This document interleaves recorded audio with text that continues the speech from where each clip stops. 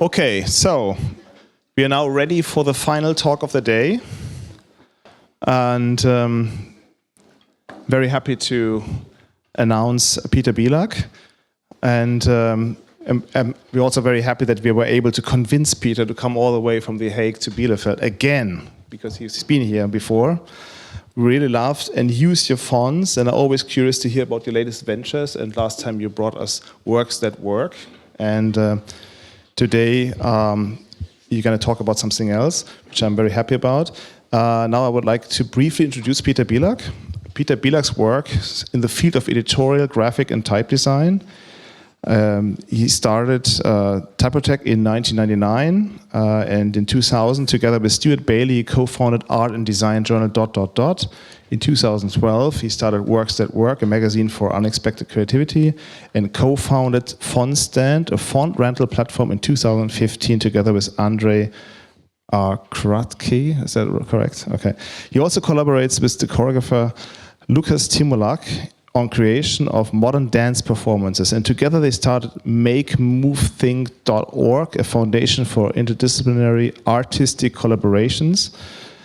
Peter's doing really a lot of ventures. The list goes on. And he's also teaching at the Type and Media, which is a postgraduate course at the Royal Academy of Arts. This time, Peter will do us a favor and talk about type design and how type designers can find a unique position in the field of type design. Please welcome the one and only Peter Bilak.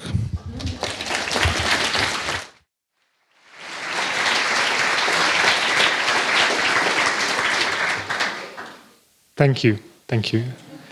Well, this must be disappointing to see me here when expecting Irma Bohm to stand here and talk about books, and I don't have any books to show. Well, anyway, you have to deal with it. My background is type design, and I've designed some typefaces, but for some reason I realized that for the last 5 years or something, I've been always talking about dance and about magazines, and I somehow divulged. I didn't talk about type too much. I continued working with type, and it's been my passion and work for more than 20 years. But I always enjoyed seeing type in wider context, and the magazine or other activities allowed me to find that bigger context. But tonight, Dirk has asked me to talk about type, so I will stick to it, and I'll be talking about type. There are several things which I find interesting about type design, and one of the reasons why I find type design quite fascinating discipline as opposed to other disciplines is that how lasting it is. When you engage with type design, you're dealing with history one way or the other, because you're working with histories of the alphabet, you're working with history of printing technologies, history of different languages, and with the history of work of other people that you inherit, and you're building up on work of other people. But possibly, we're also creating, when you work with type design, you're possibly creating something that is very lasting. I've been just reading, when you read books, often when you try to identify typefaces that you look at, these typefaces are not always new. I was just reading a book about technology, really very cutting-edge technology from Silicon Valley, but the book would be typeset in the typeface from 15th century. How come we have something that is so lasting that centuries from now it still continues being useful? And it is my hope that if we do our job well, that our work can continue being useful for decades or possibly centuries to come. Well, it's a very ambitious aim, but there's always possibility. I take time seriously. This is a calendar that is in my studio. What you don't really see, it's a big A0 poster, and there are dates. If you zoom in closely, they're all the dates of the 21st century. So I have a calendar, and every time I go to the office, I cross my mark. So it allows you to see things in the wider perspective, that most of my work is very long term. And it puts you nicely on the ground to see that time here is quite short compared to other things. So this kind of longer term and contextual term look at things has been always part of my work. Another reason why I like type, and I'll get to type slowly, is that it works on intersection of different disciplines. Type design is necessary, or letters are necessary to materialize language. Language without letters is fleeting, and it doesn't. It exists, but the moment you say it, it's gone, and it's interesting. But we don't have any records of it, and for most part of the history, people have been speaking but not really writing. All these records of writing are only 5,000 years old, which, considering the history of civilization, is a very small fraction. Again, if you imagine this timeline, we've been writing for a very, very short time. So the alphabet and type allowed us to create memories and histories. Type always works also with technology, and has always been linked to technological innovation and technological progress, advancements. And finally, there's design. Type. There's a lot of craft and design in the process of type design. But if you look at these three things separately, you study design and you study technology and you study language in separate places. You rarely find a place which would deal with linguistics and talk about technology deep about the implications of technology and talk about design at the same time. And this is why finding the intersection of it is actually quite rare. So on one hand, we see type everywhere. On the other hand, to do it, there's actually very few type designers who do work that have impact. I mentioned that I'm active. I've been working with magazines for a long time, and it's something I very much enjoy working with, being the editor of a magazine. But I do find overlaps in running a publication and running a type foundry, where you run a type foundry called Typotech. And there are a lot of similarities in the process of working. It's not always only about making stuff. It's about making sense of making stuff. This is what the editing process is about. When we work with the magazine, most of the work is about how to contextualize, how to be able to tell that story to people. With type design, it's the same thing. We're looking for stories to say. So these typefaces often, they're not just nice curves and beautiful letters, but they represent some kind of story that we would like to tell to people. And it's actually a collaborative process that you need the editor to find a way how to tell that story to people. Sometimes you need more elements or less elements to say it. And often, it's a back and forth process. So unlike being an individual type designer who just finishes things and puts them out, a type foundry does, it goes through the publishing, editing process, which is very similar to any publishing activity.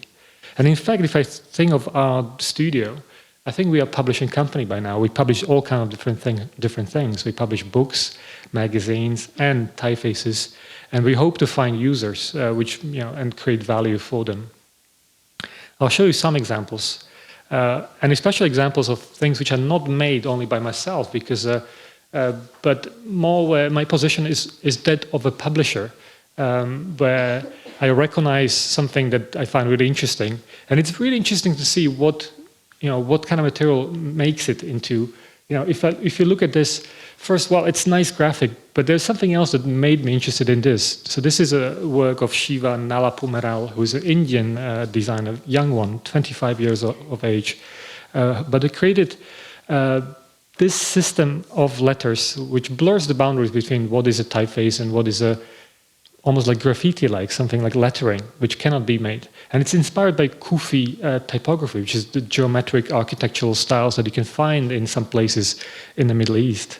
In Kufi typography, the link between the white and black, it's completely linked. Like you see, there's an equal amount of the gaps, the white gaps are, it creates a maze-like structures. They're intertwined and interconnected. There's not more of white or more of black. It's just precise balance of forms. And Shiva managed to do the same thing with type, which is difficult. Normally, if you write a word, you would just have gaps between letters. And it wouldn't, this is how normal letters look like, because they have the individual shapes and envelopes. But he would try to look for ways how to minimize them and create the equal amount of space around letters. which, it's easy to draw one sample, but it's very difficult to make sure that it works for everything, because there's just so many exceptions. The Roman alphabet is very diverse, and if you imagine 26 letters combined with 26 other letters, it's an impossible number of combinations to deal with. But this is what exactly Shiva has made, together with Tal Lemming, who's a fellow type designer, but also programmer. We created a system that would build these ligatures based on certain rules. And a single font that does something like this would have to contain about 5,000 letters to allow, again, minimizing, creating perfect structure of black and white. So there's some logic built into it. There's a behavior built into it. And that would make it interesting. So it's not only about, again, nice letters, but it's about creating something larger than this. That it's quite systematic way of thinking. That you forget about individual shapes, but you're looking at, systems behind it. It's probably also the only font that the entire word potato is a ligature to allow for this the structure. And together with layers, it becomes kind of crazy form. So you get, I think there's 6 different layering styles. Each need to include 5,000 ligatures, which is, again, just crazy to consider. It will take years to develop. And then it becomes this tool, possibly, that can allow doing something for people like you. Another recent example, these are 2 typefaces we published this year. We publish, a few typefaces a year, and they all appear very simple. So this one looks very simple, but there's a lot of, and we tend to think that serious typefaces are the text-based typefaces where there's a lot of research behind it. But we like to kind of take seriously also the fun things. So it's a fun layering font, but there's as much research or as much work behind it as anything else. We like to take fun seriously. This is also, again, a simple thing, but took seriously and made by my partner, Nikola Jurek. And we looked at standards. We always kind of were fascinated, both of us, by standards, standardizations, and norms, and what it means. Let's see. And one thing that you recognize, especially, it's probably no longer in use, but these lettering architectural stencils, they almost fell out of use, but you've probably seen them, you come across, and there's a charm. On one hand, it's handmade. On the other hand, it's trying to reduce the expression of a hand. It's driven by standards and norms. There are many different types of them. Each country has its own norms, and each decade has its own norm. And we published this article, which I need to thank Florian Harwig and Thomas Meyer, who made all the research. And it's a long article with all the examples of historical developments of lettering. And based on this, we would create a system of fonts. And again, not just one typeface, but this is actually, I'm not counting as well, I think 14 subfamilies and about 60 different fonts which react to different types of stencils which are there. And it's actually quite complex work to make it work. And again, there's a layering system around it. And there's, again, behavior, because many of these letters are parametric, and they can be, they can be controlled by variables. So for example, the slant is controlled by just, like the additional angle. So we try to, again, build this behavior into typefaces. And they are fun things, but again, pushed to the very limit. I'll talk about some of, in these projects like Calcula or Plotter, I work as the editor. I'm making suggestions and I'm working with the authors. Here, this would be my process, my project, an older one, but also shows that we always hope to produce something which hasn't been there, which is difficult. But I think designers want to do this. Want to do work that hasn't been there. But if you look at how type is made, we all draw in the same software, and you draw in a grid of fixed number of units. So the possibilities of doing the same are actually quite large. If you're drawing simple letter like an I or an O, it's very likely that if we all would draw right now like just one letter, it would be the same. So what are the differences? I think the differences is the meaning behind the letters and the context and connotations. And this is what this project is about. It's not about only actual forms, but what these forms do represent. So this person, it's the same person on both slides. Henry William Pratt was a British actor who moved to America in search for his acting career, and he lived in Hollywood. And he would assume his artistic name, Boris Karloff. So he suddenly would change his identity. And then his most famous role was the Frankenstein. So you get that one person with the triple personality, like back home in England under a different name, then in Hollywood under a different name, and then finally his movie role, a different name. And I found it something quite interesting how, we talk about personalities and characters in type, and how these personalities can change also. Like it's the same person, but with shifting personality all the time.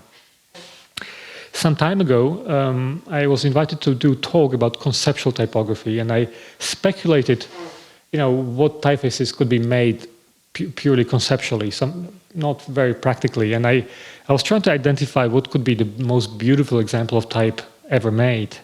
And the example which I was mentioning, and it was not subjectively just chosen by me because I like different typefaces, but looking at his history of type, what has been very enthusiastically accepted at the time of publishing. And it was, the Bodoni's work was very much accepted mainly because of improvement of printing technology. He perfected the printing techniques. A lot of the type designers at that time, they were printers or they were linked with printers. So often their work was not as much only about shapes, but about making sure that the shapes are reproduced well. So improvement of printing technology allowed them to make the difference between thick and thin to be very extreme. And today, this extreme thick and thin contrast, we often there are connotations between high-end fashion and this. So a lot of the fine fashion brands use these kind of forms that you recognize. And then I was looking for some of the ugliest examples of type ever made, which is probably more fun. We're always attracted by ugliness. You just look at this and you don't understand how it is made. And these forms are made in a very short time of history, probably only a decade or two in England. And for some reason it's called Italian. It has nothing to do with Italy. I think the English just called like this, because they found it really ugly. But it was made at the time of the Industrial Revolution when there has been so much type already made that you could not make additional difference. People competed on making it darker and heavier or wider. And at one point, you just could not make it heavier and darker to attract more attention of readers. So there's been this short-lived trend that the attention of readers was attracted not by making it nicer, but making it actually uglier. So you look at it because it's so ugly. It's kind of a repulsive attraction that you just look at it because it's so strange. And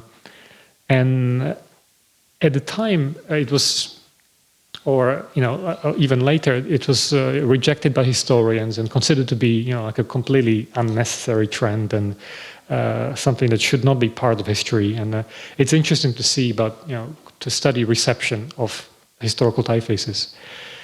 What I found interesting in this is that the actual difference between the two, it's not so large. So if we look at this closely, the one, the beautiful example, Bodoni or Didot's work, it's using just a very simple skeleton and high contrast. And if you look at the other one, it's the same skeleton and same high contrast. So type design can be broken down to a number of different parameters. Type designers work with these parameters, to represent the width and weight and horizontal and vertical proportions, stroke width, type of serifs. Type design can be broken down to maybe 50, 60 parameters. And the difference between these two things is just one out of many parameters, and it's the angle of the pen, how you hold the pen. Everything else is the same. So you draw it the same way, you just change the angle, and it results in quite dramatical difference. And although there's no connection between Bodoni and the Italians, I did make it. So I would draw beautiful example of recreating something that I would normally never make, because I'm not so much interested in reviving history. If something has been made, it's great. But I made this to anticipate something else that we could make with it. So I had to make a convincing example of nice type. And a friend of mine, Peter van Rosmalen, helped me. And then after making it, and there's some compromises in it because it anticipates the next thing, we would make the ugly one. So creating something that, again, is reinterpreting the trend from 1830s. It's not exactly that, but again, with some compromises, because we can allow doing this. So you can have a slider where you can decide, between beauty and ugliness, and where exactly it stops being beautiful and where it starts being ugly again. So there's something interesting about when you blur these things and create something that could not have existed before. And if you interpolate it, you realize that you get a perfectly neutral example of type, which is, if you take any two extremes, always the middle one will be the boring one. It's interesting on the sides, but not in the middle. I think I have a short video that presents it. For millennia, mankind has endeavored to capture the ideals of beauty. We have sought it in divine proportions, symmetry, and harmony. We struggle to define it, yet we know it instantly if we see it. Ugliness is different. It assaults our expectations, violates all canons, twists conventions. Ugliness repels us, yet also commands our voyeuristic attention. Karloff is the convergence of beauty and ugliness. The nexus between the extremes. The manifestation of their common ground. Ugliness and beauty intertwined. This is Karloff. Well, yeah, it has a name. I'll talk about the most serious project. Although, I don't really see a difference. We often get into projects without, when we find substance in it, and people always ask me if we kind of consider if you can sell it or not. We hope to sell it, but it's not the main motivation for doing work like this. And this also it's a quite systematic approach into type, but completely different. So Greta started 10 years ago with the serif typeface, and then a few years later I made the sans version. And we always, there's Fritz here, and he knows about type and media. In type and media, we always talk about, not waiting till you finish one typeface, but drawing always versions of it at the same time, because your design happens not in one letter or in few letters, but it happens across different styles. Your design is basically the recipe, how you see things. And similarly, when I draw type, I don't wait till it's finished to start, the bold weight, but you consider its expressions across different weights and across different widths. And this is when design happens. Again, if you only look at certain letters, they can be similar to something else, but across the whole spectrum, you can actually express different types of ideas. So this is how it worked normally, from the very beginning, working on extremes. Doing the thinnest possible, doing the regular one, and doing the heaviest possible. And often, this is inspired by foundational work by Adrian Frutiger. I do consider his universe to be one of the most important design of the 20th century. I think we have more beautiful examples of type, but this is a very systematic way where Frutiger would organize the space around it, and he would design the intervals, the spaces between them, and decide very systematically about how wide something should be when there should be several other widths and several other weights. He would even propose the unique naming system. So it's the first digit determines the width, and the second digit determines the weight. A very clever way that allows knowing exactly what you're going to get. So similarly, with type, I'm always working with the design space, and I'm trying to fill the design space. And these are some of the masters which are designed. So I would design the extremes. I would start with the middle one, and then create the lightest and the heaviest one, and then doing the widest and the narrowest ones. Still not knowing what would be useful. The middle things can be interpolated. So with the help of 9 masters, you can populate it and create a lot more. So this would be the interpolation work. But at one point you see that all the bottom ones are not very useful. They're just pushing the limits, and they probably never find application.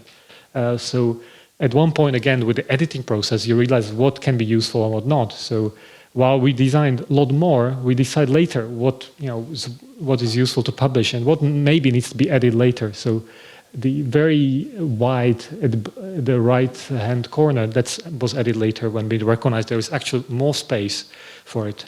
And this is the resulting work. And what is interesting about this systematic way of working with type is that there's a danger. There's a danger that if you work on too many things at the same time, there are too many compromises, because you kind of think about a very heavy one, and you take in you're neutralizing some of the characteristics in the middle. So in order to make it work, you're creating system, but you're also creating exceptions to that system where you recognize when things don't work. So for example, the round dots work really well on heavier weights, but in very light weights, they would become too small, so they wouldn't just work. You could use the square dots everywhere, but I did find them to be much nicer. So you have to break the rhythm, something that make exception to the whole system. Use something else. My G's would work fine, what we call the double story G's. But when it's really narrow, suddenly there's no room for more complex shapes. So again, you have to make exceptions and recognize where the limits of your own system. So it's both creating system and then breaking it at the same time in order to create something which works in each of the styles and not just in some. So the result is that some of these fonts work as text typefaces, some of work as display typefaces, and it's interesting to see how continuously there is a continuous rhythm between display and text typography. And we take again, we are very systematic about symbols, so we make sure that we have enough of them and in all the weights that we need to make. So they also exist in 10 different weights. And we make sure that it works with different languages. So this is Cyrillic, and there's Greek, and there are many more. I think there's more. I think there's a Devanagari missing, which I'll show you later. So this is Greta. What am I trying to say? Yes, I think I'm going to start talking about non-Latin type. Together with Christian Sarkis, who's another former student of Type and Media in The Hague, we started a specialized type foundry for Arabic type, because we noticed that there haven't been typefaces made, or if there have been typefaces made, they were made as a translation of something, but not as original, authentic Arabic types. So our intention was to work with original Arabic type. But we also did the version of Greta, which at the time when we started, there haven't been any compressed or condensed or extended styles, or there had never been examples of 10 different weights with Arabic. It simply did not exist. So we felt that it was important to make sure that we create something like this, because in Arabic type, you have less means to create typographic hierarchies. You don't have the italics, you don't have small caps, you don't have many of those other things that we take for granted in the Western world. So actually having enough weights and different weights is useful to create hierarchies in type. Well, this is how it looks like. And we pushed the system further, and so this is Devanagari version, which is a bit crazy, to make it, because Devanagari is so dense in structure. But again, there's a lot of value in it for local designers, that it allows people in different parts of the world to take their languages as seriously as anything else, because before often they would have just 1, 2, 3 typefaces, and now they can find a unique voice for the type.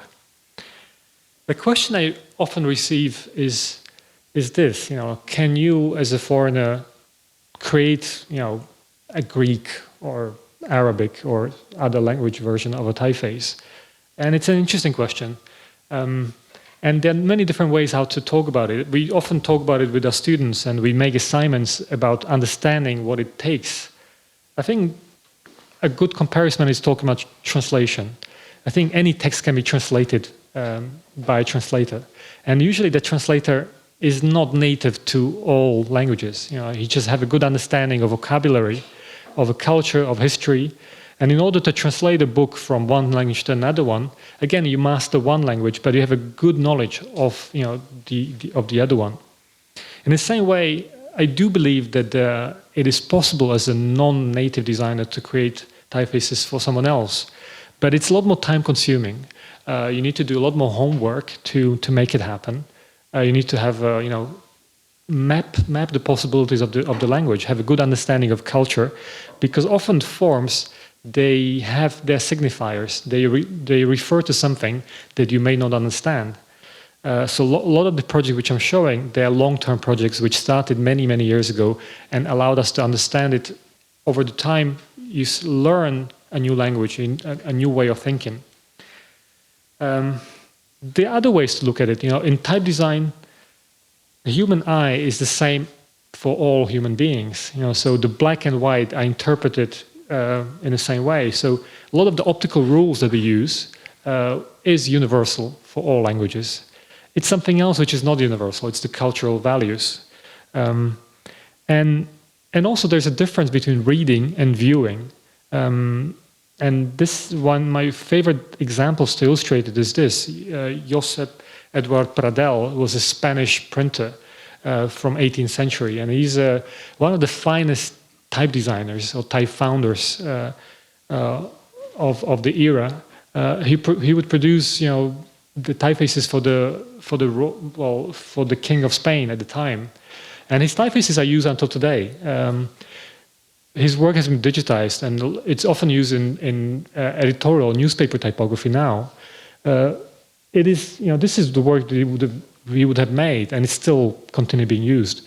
And an interesting fact about Pradell is that Pradell was illiterate. He was not able to read.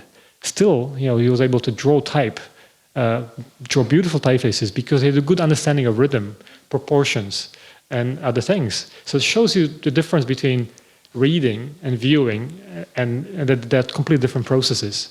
And that's how I feel about working with non-Latin or other typefaces, that you need to do your homework to understand possible pairs and how they combine. But I don't always understand exactly the meaning of the words. You're just looking at the clusters of letters. I'm going to talk about a recent thing, something we launched actually this week, and it's an entirely new program working with Hebrew typography. You see, we spent 10 years working with Arabic, and it was a fascinating journey, and I learned a lot about Semitic writing. And I always thought that and it would be useful to look at another Semitic writing script, which is Hebrew. But of course, there are conflicts in the Middle East, and if someone understands Arabic who would not necessarily work with Hebrew, and vice versa. So it takes an outsider to look at this and to make sure that if we have the Arabic, that we would create a matching system for Hebrew that would work equally well. Another motivation is that when I spoke to my friends in Israel, and I spoke about newspaper typography, they tell me that there are only 3 fonts used in books, magazines, and newspapers in Israel today. They all 3 are quite old typefaces. The Frangerul, he was a German Jew who designed it. It's the most common newspaper typeface, the top one. You find it in most of the papers in Israel. And there's been nothing made since that would be equally useful. The other 2 are more recent one after the foundation of the State of Israel. But if you look at legibility typefaces made for continuous text or long reading in small sizes, it's basically 3 options for designers. I found it really fascinating because if I look at any other writing script, if I look at Latin, it's actually work made in the last 10 or 15 years, which is the most dominant one. There's been so much good typefaces made in the last 15 years that can be seen everywhere. But for some reason with Hebrew type it's not the case. They kept using the same thing. And although it's not easy, I thought maybe it's worth looking at this. Is it possible to create a legibility typeface that can be used in small sizes for continuous text, for Hebrew? And we started with this. I took my Greta serif as a starting point, and I'm showing this as a bad example. I started the process in 2010, so 7 years ago. And I remember I made this thing in an hour. In an hour, I would draw, the Hebrew is very simple. It appears at first, it's 22 letters. Once you know how to draw shapes, I can draw very quick. I would make this in an hour or 2, except I would be not able to say if it's good or not. I made it, and I look at it well, I have no idea what I just made. I made something that looks foreign to me, but without having any understanding of how to improve it. I knew that's probably not good because it would be too easy if I could make it in 2 hours. But I wasn't able to how to improve it, and that's a curious thing that to be able to draw is a different thing as to having understanding what to draw. So, and I think it's the reason why it took 7 years to finish. So this typeface started 7 years ago, but it was published this week after 7 years, where I finally, I think, acquired some understanding of what should be changed and how. The thing that took me the longest was to recognize that some of the conventions of the type as I know it is deeply rooted in Latin, and it's very hard to unlearn it and to throw away and not apply my Latin or Western-centric view on something else. It's really difficult. It's a bit like, when you... have you seen this video of someone learning to ride a bike, but with the reverse shift that if you turn left, it goes right, actually? And it becomes really tricky because you're trying to go this way, but you have to go that way in order to go this way.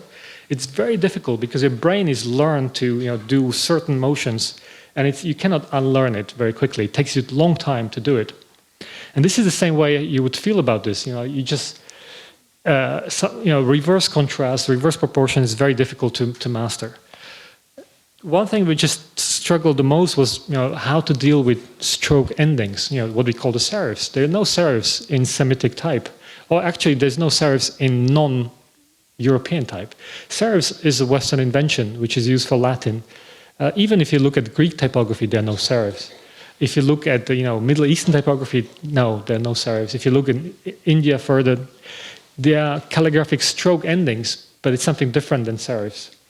So to figure out what to do with it, it would take a lot of trials and finding out some kind of logic that you can rely on. I remember drawing these alepphs endlessly and trying to see what can you do with it. The typeface that I was trying to make was a serif typeface, except you could not use serifs to make it. So it's a kind of contradiction you should feel like serif, but it should not have actual serifs. None of these were actually good, and they could not be used. Again, it's just like you have to do a lot of mistakes to be able to understand why they're wrong. And the longest time in the process is understanding when something works, when not. Again, the actual drawing things is trivial. It goes very, very fast. But to be able to analyze and learn from it, that's what takes longer time. So I think the key thing in drawing type for languages which are not your own is allowing plenty of time to learn along with this. It's a bit like learning a new language. You won't learn it very, very quickly. You learn a few phrases, but it will take you some time to master the language before you can express something unique. Further studies of the serifs, which didn't go anywhere. If I look at this, so this is the typeface I was working with, which is actually a popular newspaper typeface by now. I drew it 10 years ago. I think by now maybe there's 50 newspapers which use it. So it's a newspaper hardcore, like a typeface. But to make it, like into something else in Hebrew is challenging because you cannot use these heavy stroke endings. And this was what I made after a long time. Sari's, like a stroke endings that felt natural in Hebrew, and like creating shapes that I'm trying to remember. This is maybe after 4 years of working that I would be comfortable enough to look at this and go like, it doesn't feel foreign. It looks like there are not too many mistakes in it, but that doesn't mean it's very, very good. It means that it's just by eliminating mistakes, it's a bit like learning a grammar of a language, but you're still not able to express something unique because you're just doing something without faults, which doesn't mean that you do something valuable. The problem was that if I would compare the two, they would just not have the same expressions. I think one felt different than the other. It spoke with a different voice. And I think this is made later. This is, I think, when I made it more expressive. This was kind of toned down version. So a year or two later, I made this. This is last year. And I think this is when I hit the wall and saying like, well, I don't think I can make it, in something else. And for the first time, it occurred to me that I do need to work with a local designer, which I resisted for the longest time. I did most of this on my own, just allowing plenty of time and reading books. At that time, I was invited to do a workshop in Jerusalem at one of the art schools, and I met local designers, and one of them, Michal Sahar, she became really interested in this. And so this is before, and after collaboration with her, she would make a number of very small adjustments, but the critical ones that it made it feel really like what it was before. So this is, I think this is a version that we published with quite unorthodox versions, things which I would not do myself. The Aleph, which is, this is actually quite daring, something I did not dare to do myself because I was too much tied by conventions. I was afraid to make mistakes. And it took a native designers to kind of break this and to make it into something more. Another thing that she proposed, and which I didn't dare to do at the time, was that I start any project which I work with non-Latin, I start usually by analyzing the handwriting. I find handwriting analysis useful because it allows you to show how people naturally express things without any use of technology. Many times, and especially in other parts of the world, technology deformed typography in places. For example, in India, they use the same linotype machines as here, except that for index scripts you need a lot more letters. So they have to simplify actually the printed typography to make it work, which means that they would introduce mistakes, but something that people would get used to. Something that you don't do when you write by hand. You don't think about technological limitations. So I always found it interesting to see how people express things naturally without the use of technology to be able to kind of work with this. Except in Hebrew, the handwriting is completely different from printed type. Completely different. I collected samples, look at them, look at where people are coming from. I couldn't find keys to this.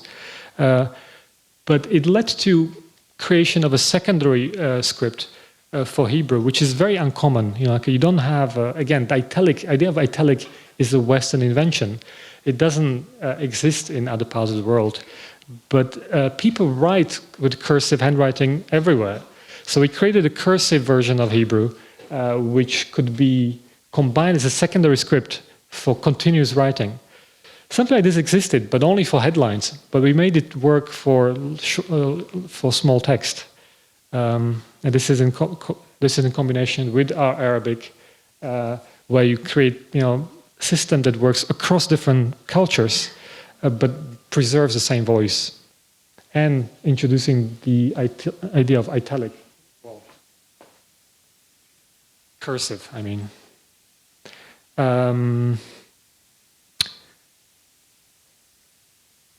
Of course, Fedra Sans followed, and I worked on it at the same time, but I did want to start working with Sari first because I found it to be a lot more difficult. I knew that after we managed to do the hardcore newspaper typeface, the sans would be actually quite easy, which was like a not easy but easier than the type. So this is 40 styles of Greta Sans.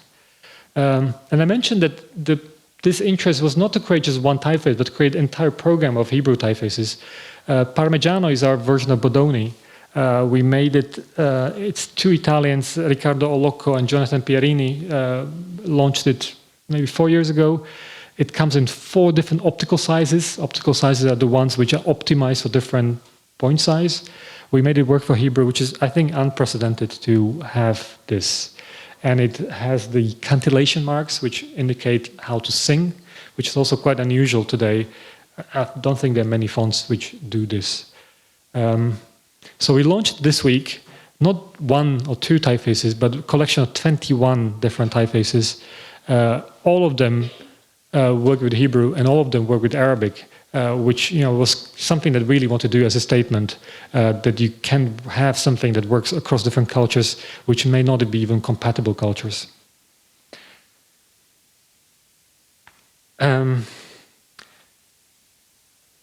lot of these things, again, we do without clients. We do this thing because I found it important. We sometimes spend time working on some of the Cyrillic accented letters, which are used by marginal languages in Siberia. When I did statistics, I spent a few weeks designing letters for language which is spoken by 120 people in Siberia. It's not many. The chance that they will use is very, very small. But still, I found it important that in a rate that we know that every day a language disappears, and currently we have about 7,000 languages spoken in the world. There are estimates that 90% of these languages will disappear by the end of the century because they're being replaced by the dominant languages. Part of it is the migration. People travel and they lose their own languages. But there are also practical reasons. Some cultures don't have the tools, technologies, and books to be able to write and express themselves. And this is part of the reason why we continue doing this, which is beyond just the pure commercial interest, because no one is paying us really to do this, but still we find it that it's an important contribution and part of my work. So the things we do, magazines or typefaces we publish, and we hope to that it finds its users and people will use it one way or the other. But I recognize that creating something like this, which is, Greta Sans works, it's 80 different fonts supporting over 250 languages with so many different glyphs, which has been basically 10 years of work, to cover all these different writing scripts. It's a crazy amount of work. This is how do you find a mechanism that it pays back for it? Because for us it's an investment, like a publisher. Publishers make investment. You publish books, and you hope by selling these books you recover the money so you can publish new books. With type it's the same thing. We publish typefaces, and we hope that over the time people will use it, buy it, and it will bring the money back so we can continue doing other things. Except what happens is that people just go to Google, and of course the first instinct is this. And I'm not complaining. I understand. I've done the same thing when I was a student, of course. It's surprisingly easy. You get 300,000 results in half a second. So why not trying it? But of course, it's frustrating. But I do think that it's something that designers should address as well. I think that part of the creativity that we do is not only designing new things, but also finding a way how people can use it. And this is a quote of Steve Jobs. Is what I think their work with iTunes would change piracy as we know it, and there's evidence to it. So when in early days, if you would make anonymous surveys, 80% of people would say they illegally downloaded films and movies, just 8 years ago. Today, it's not so common. People don't bother doing it because there are easier way to do it. So, for example, Spotify or iTunes or other things, they bring technological solution to something which was, before difficult. Now, instead of looking for illegal things on the internet and spending many, many hours on it, I could just pay a small fee and get something out of it. So this is a technological solution, except that you need to look beyond technology, because if you look at how these streaming platforms work, often they don't really compensate the makers. There are people who say that the musicians never get money out of all the streaming services. So while we get used to streaming services and it's a dominant way to consume music, the money flows one way and not the other way back to musicians. This is an interesting chart of if you're a musician and you want to earn a minimal salary, which is $1,000, you can either sell 143 self-produced CDs and you make this minimum salary, or you need to have 4 million Spotify streams, and you need to do it every month to do it, which there are 8 artists which have over 4 million Spotify streams. So you have a million artists on Spotify, and 8 of those can make a living, and everyone else, they have to find a different way how to make money. It's a complicated story. I could go on about it because we made some research for longer, but I'm not going to bother you with this. It's something that we considered when we think about font licensing, why piracy happens, and how to find a solution to this that would bring a value to the users, but also to the makers, a fair way how everyone can use something. And this is what we did. When we produce FontStand. FontStand is a desktop application which works pretty much like iTunes, except it's for fonts. You can look for fonts. If you find something, in the same way how you can listen to music or watch the trailer or a film, you can try things for an hour. So if you click a button, it's one button, it's installed in the application, and you can start trying it. And it's as simple as you see it. It will just take a few seconds. And we hope by making it much easier, again, you eliminate the piracy because it will take you just so much longer to find pirated version of that font. And then you can rent the font for 1 month. So instead of spending hundreds of dollars or euros, you could just use it for 1 month for one project, which makes it also a lot more accessible and affordable. We do this because my interest is to draw type, but I can only continue drawing type when we find a way how the money can flow both ways back to the makers. And I would wish that someone else would make this, but since no one else would make it, you have to do it yourself. That would allow to do your work on a daily basis. One thing I notice is that students, particularly, are the most creative ones when it comes to not paying for fonts. And again, I completely understand this. And what is just a bit sad is that instead they start using free Google fonts, which not always great, and it changes the work. Because suddenly they have to use kind of the B level fonts. That's why we created another thing. We work with 50 different foundries, which we consider to be some of the best ones. So. But we created a student program for FontStand where we give actually credits to students, so you don't have to look for illegal fonts. We'll give it to you, and hoping that you get used to good fonts. And once you get used to good things, you'll never use bad things again. Okay, it's a simple kind of hope for us. So if you sign up there, you hopefully it will create a value for you too. If you want to know more about type, I actually brought some type specimens with me, so they are there. And I'm done. Thank you.